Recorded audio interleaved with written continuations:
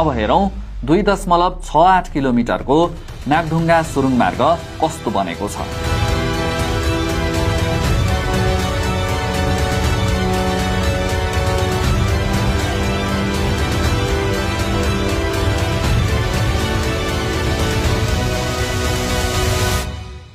सुरुङ मार्ग भित्रको काम लगभग सकिसकेको छ। सडक ढलान भइसकेको छ। सुरुङको फिनिशिङ पनि भइसकेको छ। अहिले अस्थायी बत्तीहरू मात्र बालिएको छ।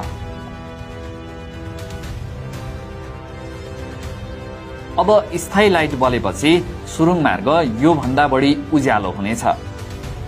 यहाँ ठूला पंखा र सीसीटीभी जडानको काम भइसकेको छ।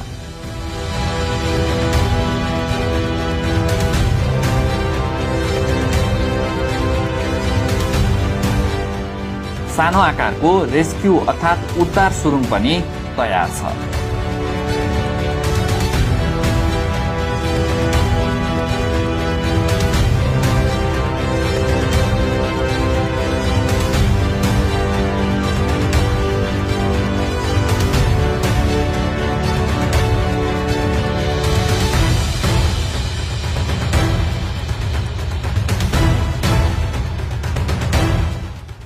अब हामी आइपुग्यौं सुरुङ मार्गबाट निस्किएपछि पुगिने धादिङको सिस्ने खोला। काठमाडौँ भित्रने गाडीहरूले यहाँबाट सुरुङ मार्गमा प्रवेश पाउनेछन्। यहाँ अहिले सरसफाई र पहिरो रोकथामको काम भइरहेको छ। अरु संरचनाहरू लगभग तयार अवस्थामा छन्।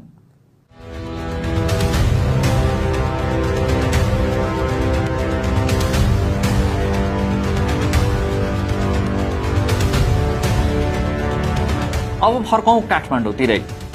यो सुरुङ मार्गको सबै काम आगामी कार्तिक 7 गतेसम्म सक्ने लक्ष्य लिइएको छ। त्यसपछि आगामी जनवरी 1 अर्थात पुसको तेस्रो सातादेखि सुरुङ मार्गमा तपाई हामीले गाडी गुडाउन पाउनेछौं।